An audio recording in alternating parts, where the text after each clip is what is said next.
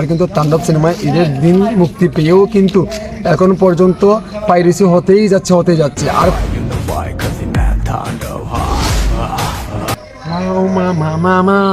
আসসালামু আলাইকুম এভরিওয়ান, আশা করি সবাই ভালো আছেন, সুস্থ আছেন। আজকের টপিকটা কি নিয়ে হতে যাচ্ছে আপনারা তো বুঝতে পারছেন, শাকিব খানের তাণ্ডব সিনেমা নিয়ে। তাণ্ডব সিনেমায় এই ভাইরাল ডান্সটা তো আপনারা টিজারে দেখেছেন, এমনকি শাকিব খানের অনেকটাই প্রোগ্রামে আপনারা দেখেছেন এই ডান্সটা দিয়েছে। কিন্তু আরফান নিশু এই যে কেমিও চরিত্র আছে, শাকিব খান এমন একটি ফিঙ্গার দেখিয়েছে, এটা দেখে তো আমি অবাক।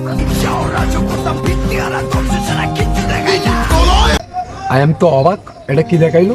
কারণ শাকিব খানের তাণ্ডব সিনেমাতে এমন একটি সিনেমা, রায়হান রাফির মানে সব কিছু দিয়ে একটি সিনেমা এত ভালো মানের বানিয়েছে। শাকিব খান নিজেই বলেছে কারণ আমি যখন এই সিনেমার নায়ক, কিন্তু আমিও আশ্চর্য হয়ে অবাক হয়ে তাকিয়ে আছি, এটা কি বানিয়েছে রায়হান রাফি।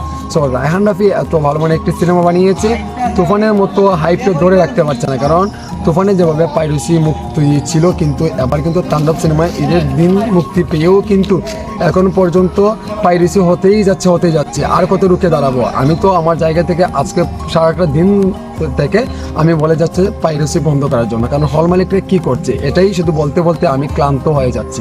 সো তাণ্ডব সিনেমাতে এত মানে হাইপের একটি সিনেমা, তারপরে এখানে দুইজন শাকিবের বিপরীতে নায়িকা রয়েছে, দুইজন জয়া আহসান এমনকি সাবিলা নূর তো একদম লিচু গান দিয়ে কিন্তু বাগানটা একদমই তছনছ করে দিয়েছে। এত ভালো মানে একটি সিনেমা। সো আপনারা যদি দর্শক যারা আছেন এইরকম করেন, তাহলে এই সিনেমাটি কারা উপভোগ করবেন? এই উপভোগটা তো করব আমরা সিনেমা প্রেমিক যারা আছে, এমনকি দর্শক যারা আছে, আপনারাই তো এইটার উপভোগ করবেন। সো আপনারা যদি এইরকম করেন তাহলে এটা কেমন দেখায়? এটা কি ভালো দেখায়? কারণ আমার যুক্তিতে আমার কাছে একদমই মোটেই ভালো হচ্ছে না। কারণ এত ভালো মানে একটি সিনেমা আপনারা যদি ধ্বংস করতে চান, তাহলে বাংলাদেশে কে সিনেমা বানাবে? কারণ আমাদের বাংলাদেশের সিনেমা সংখ্যা খুবই কম, কিন্তু ডিরেক্টর প্রযোজকও কিন্তু কম। কিন্তু যারা এখন নাটক থেকে এসে কাজ করছে, তাদেরকে আমরা বা আপনারা অ্যাপ্রিসিয়েট করতে হবে, নইলে তো তারা মরে যাবে। তারা যদি টাকাটা যদি লগ্নির টাকাটা যদি উদ্ধার না করতে পারে, তাহলে কি সিনেমা বানাবে? এখন আপনারা পাইরেসি মুক্ত তাণ্ডব চাই আমরা, আর এরকম যদি হয় তাহলে আমরা আইনগতভাবে ব্যবস্থা নেওয়া হয়।